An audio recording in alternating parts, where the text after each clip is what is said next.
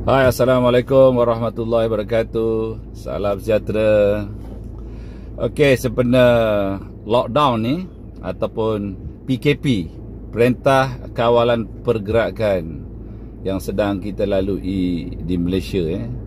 Kita bermula 18 hari bulan 3 dan akan berakhir pada 14 hari bulan 4 gitu mungkin, ataupun diteruskan lagi. So, apa yang aku nak kongsikan, itu pun ambulans tengah lalu, mungkin tengah bawa orang yang kena corona lah kot. So, apa yang aku nak kongsikan pada kali ini ialah kita menghadapi ujian daripada Allah Subhanahu Wa Taala. Sudah tentu ada hikmahnya.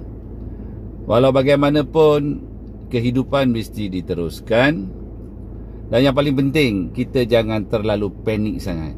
Memang kena ada alert, tetapi jangan panik melampau.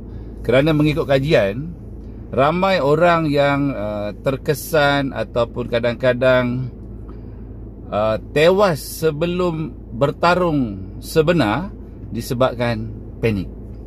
Okay, sebagai contoh lah, kalau kita tengok zaman tentera Mongol kan, banyak menakluki wilayah-wilayah negara-negara di dunia ni, termasuk kuasa besar China dan juga kerajaan-kerajaan di sebelah macam Turkistan, Tajikistan, sampailah ke negara Arab. Kenapa tentera Mongol ni berjaya menakluki? Kerana mereka pihak lawan tu dah ketakutan, dah tak ada semangat dah. Sebab dekat akal dia tu, dekat minda dia tu dan hati dia telah ada satu persepsi dan imajinasi bahawa tentera Mongol ini tidak dapat dikalahkan. Sedangkan kita tahu seluruh tubuh kita yang terdiri daripada 100 trilion sel, daripada hujung rambut sehingga hujung kaki itu, dia bergantung kepada apa yang kita persepsikan di minda dan apa yang kita imajinasikan di hati, maka itulah kepercayaannya. Kalau kita percaya bahawa virus corona ini kalau aku kena, habislah aku akan mati, maka persepsi itu nanti dan imajinasi yang kita percayai itu akan berlaku macam tu. Sebab sistem sel kita, apabila kita ada persepsi ketakutan negatif itu tadi yang mengatakan bahawa kita tidak mampu untuk melawan virus itu, dia akan reflect kepada 100 trilion sel yang akan dibaca di dalam gen. Dan gen ini berada di dalam kita punya nukleus. Nukleus kita ini berada di dalam kita punya sel. Maka seluruh 100 trilion sel itu akan ketakutan. Dan akhirnya dia akan menyebabkan kita punya rantaian protein ni, yang daripada amino acid itu, dia akan macam itu. Ketakutan menguncup. Tetapi kalau kita yakin, insya-Allah dengan izin Allah aku mampu untuk melawan, maka dia akan kembang.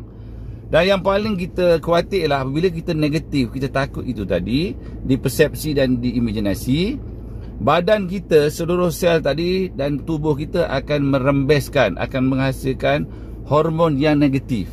Kita tahu hormon negatif dalam badan kita ini umpamanya macam kortisol, adrenalin dan juga norepinefrin. Dia akan mengalir keluar, akan menguasai aliran darah dan juga seluruh sel dalam tubuh kita, menyebabkan kita akan mudah kena penyakit. That's why Nabi Muhammad SAW beritahu kita, hendaklah kita bersangka baik. Yang terbaik sekali setiap pagi, apa kita kena buat? Ya Allah, aku syukur ya Allah, aku sabar ya Allah, aku reda, dan aku hanya kepadamu sajalah aku bertawakal. Alhamdulillah, indahnya hidup ini. Wow, terbaik semua yang Allah takdirkan. Dan kita jangan takut dengan makhluk corona ini bertempat. Jangan sampai over sangat. Yes, betul, kita jaga kita punya kebersihan, jarak pencegahan macam biasa. Tetapi kehidupan kena dilalui seperti biasa. Buang fear itu, buang ketakutan itu. Dan apabila kita mempunyai persepsi yang positif, imajinasi yang positif bahawa kita boleh untuk hidup normal dan mengatasi ancaman virus corona ini, InsyaAllah badan kita akan merembeskan penghasilan hormon yang positif seperti serotonin, dopamin, melatonin, endorfin dan juga oksitoksin. That's why penting sangat kita mempunyai keyakinan. Tuan-tuan, korang semua dekat luar sana, jangan takutlah sebab kita ada Allah Subhanahu Wa Taala, Tuhan yang Maha Esa. Seluruh makhluk bersatu, virus corona dan sebagainya, untuk menggagalkan kita, untuk memberi penyakit kepada kita, untuk mematikan kita. Tetapi Allah Subhanahu Wa Taala mengatakan kita berjaya, kita akan terus sihat dan hidup, insya-Allah kita akan hidup.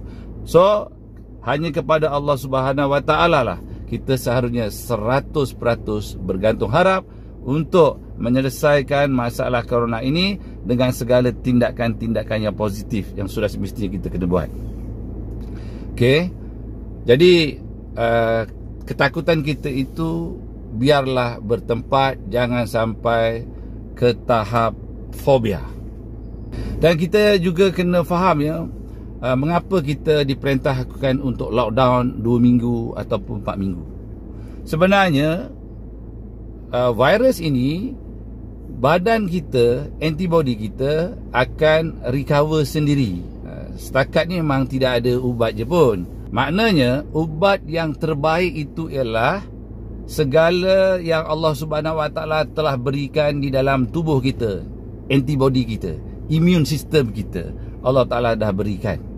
Okey, jadi bila kita lockdown 2 minggu ataupun 4 minggu, kita yang terkena, dan mungkin kalau kita balik ke rumah, keluarga kita yang terkena, dalam masa 5 hari ataupun 10 hari ataupun 14 hari tadi, sebenarnya badan kita dah akan insya-Allah dapat mengalahkan virus itu. Begitu juga ahli keluarga kita, anak-anak kita, okey, isteri kita pun akan berjaya mengalahkan virus itu. Bila virus itu berjaya dikalahkan, dineutraliskan oleh badan kita, maka selepas itu kita akan bebas.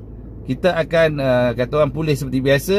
Dan apabila kita keluar rumah, dia tidak akan menjangkiti sesiapa sebab virus itu telah dikalahkan oleh tubuh kita. Cuma yang kita khawatir ialah golongan-golongan yang mempunyai penyakit kronik seperti kencing manis, darah tinggi, jantung, asma, atau orang yang dah berumur. Biasanya orang kalau yang dah berumur ni, antibody dia akan menurun. Orang ini kita kena jauhkan sebab risiko dia untuk kata orang lebih teruk ataupun sehingga membawa maut sangat tinggi.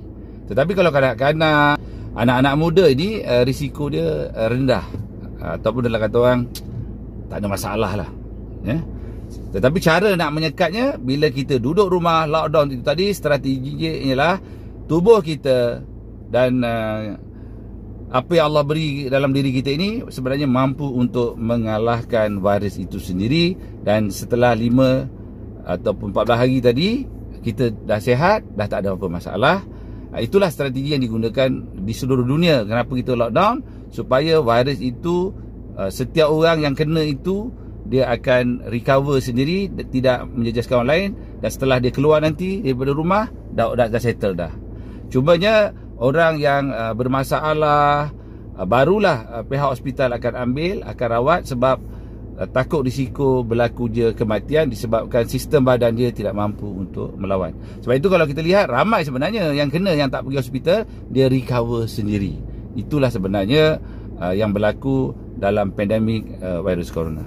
Apapun, kita doa kepada Allah Subhanahu Wa Taala, mudah-mudahan menjelang kita nak Ramadan ini, pada 24 hari bulan 4 ini, ya bulan ni lah, mudah-mudahan virus ini dapat dihilangkan wabaknya di seluruh dunia. Kita berdoalah kepada Allah Subhanahu Wa Taala.